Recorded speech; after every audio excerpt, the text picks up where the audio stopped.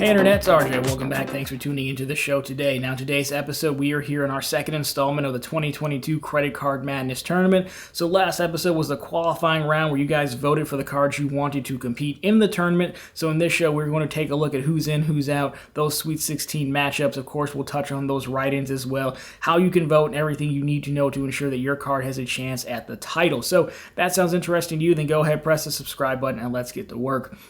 Now, first things first, if you're just joining us for the first time, you're not too late. Credit Card Madness is the channel's annual credit card tournament that pits 16 of the world's best credit cards in a single elimination, winner-take-all style decided by you, the viewer at home, to see who can win it all. Now, again, I will link to the qualifying round video last week that, again, explains more of this because, again, you can still play along even if you missed that round. So last go around, you guys got to vote for 15 of your favorite cards or write in if you wanted to see who would actually be in the tournament. This was our qualifying round. Now, we all know the American Express Platinum card won in 2021, so it had a first round bye and will be our 1 seed. So first of all, let's start off by taking a look at who you voted in the tournament and what seed they're going to be. Then we'll take a look at the matchups, some commentary, and of course how you can vote for the next round. So here we have it. Here are the 16 cards that will be competing in 2022. Of course, the American Express Platinum because it had that first round bye, so it is the 1 seed. Our number 2 seed is the Chase Sapphire Preferred, and next to each card you can see how many votes it got and then how much the percentage of people voted. So we're talking about 210 votes at the time when I'm taping this. So 183 people and 87.6% voted for the CSP. On the 3 slot, we have the Capital One Venture X card with 177 folks voting. The Chase Freedom Flex is in 4, 174. Amex Gold is in number 5. Now, you can see that there was a little bit of a tie there, so to be honest with you, I just flipped a coin for who was the 4 and who was the 5. Seemed to be the easiest way to do it. So number 6 is going to be the Citi Custom Cash, 161 votes. Amazon Prime and Chase round out number 7 with 127 votes. Discover 8 Cash coming in strong at 8 seed with 109 votes. Chase Hyatt card, the personal one, at a 9 with 106 votes. Amex Hilton Aspire at the 10 seed with 99 votes. Citi Premier getting on the board with 95 votes in the 11th spot. Bank of America representing here the customized cash card with 90 votes in the 12th spot. Amex Blue Business Plus in the 85 votes is your 13. Amex Blue Cash Preferred at 84 is your 14. U.S. Bank Cash Plus making the cut at 84 votes in the 15 seed. And closing us out is the Capital One Saver Rewards with 82 votes and a good for a 16 seed.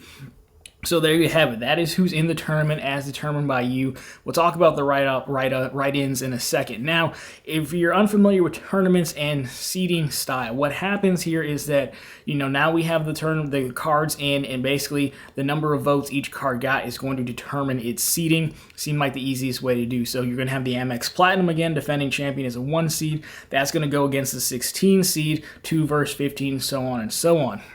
And I'll show you the matchups in a second. Now, the reason this is normally done in normal tournaments is because normally seeding is done not by voting, but seeding is done by your ranking throughout the year, right? So you play regular season, and then the team with the best record is rewarded potentially by being able to play a lower seed. It's seen as potentially being an easier path. Now, it's not always the case. In some leagues, the 1 seed from the 10 seed is only 2 games apart, 3 games apart, whatever it is, but that's sports, but we're kind of borrowing it from this. So with all that said, that's how the seeding works. Now I'm going to show you how the seedings match up, and then we're going to talk about voting. So let's take a look at our matchups for the Sweet 16 round. So starting out, we have the defending champion American Express Platinum card as the 1 seed going against the 16 seed, which is a Capital One Saver card. Now on the other side of the bracket here, we're going to have our 2 seed Chase Sapphire Preferred versus the 15 seed, which is the U.S. Bank Cash Plus card. Now on to our 3 seed is going to be the Capital One Venture X card. That is going against the 14 seed American Express Blue Cash Preferred card. Sitting at 4, we have the Chase Freedom Flex, and that is going against our 13 seed, which is the American Express Blue Business Plus card. In the 5 seed, we have the American Express Gold card versus Bank of America Customized Cash card. In the 6th seed, it does get interesting with some brother rivalry here as we have Citi versus Citi. So the 6th seed is the Citi Custom Cash card, and then we have the 11th seed, which is the Citi Premier card. Now jumping up to the 7th spot, we have the Chase Amazon Prime card versus the American Express Hilton Aspire card. And then over in the 8 versus 9 matchup, we have the Discovery Cash card versus the Chase Hyatt card. And so there you have it. Those are going to be the matchups. I'll put the full bracket on screen so you can see them again. Now let's talk about write-ins really quick.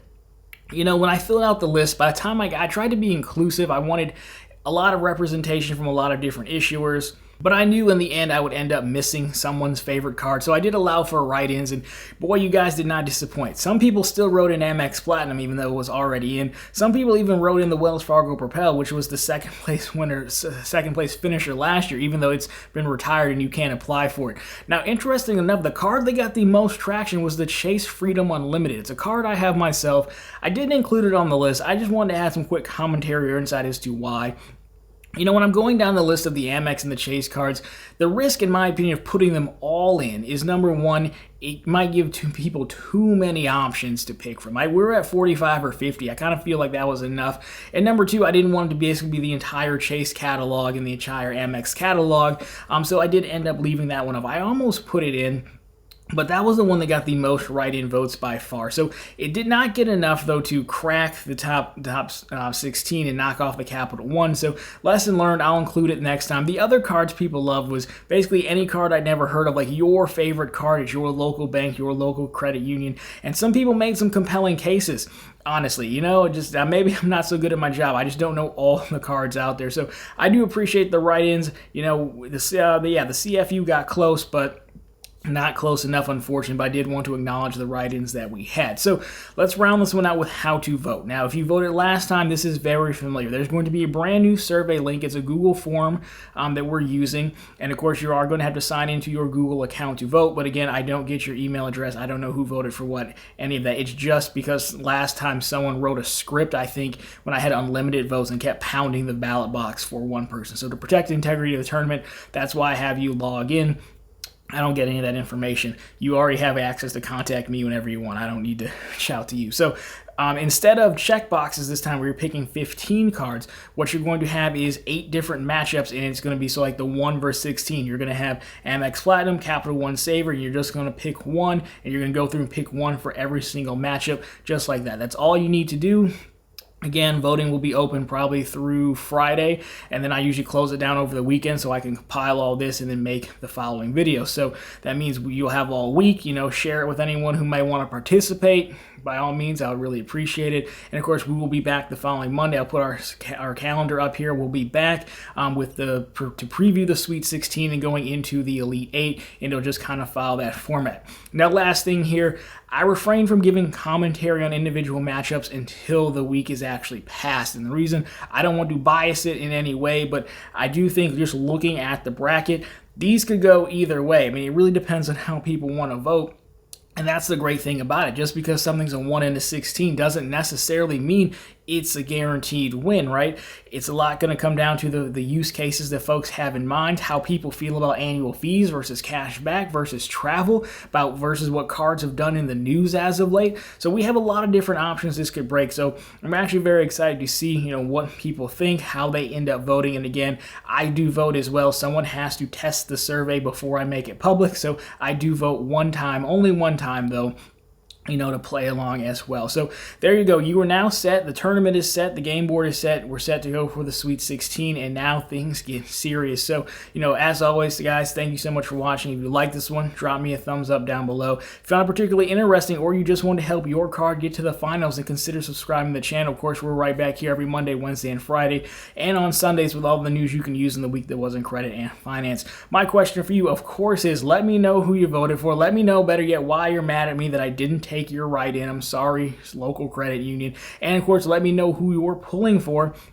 you know, again, and what you think of these matchups. I'd love to get your thoughts on it. And again, I appreciate everyone for playing and, you know, sharing this out if you choose to do so. So again, survey link down below. You know, let's go at it and have some fun. And of course, let's get to work. Thanks for watching, guys, and I'll talk to you very soon in the next one.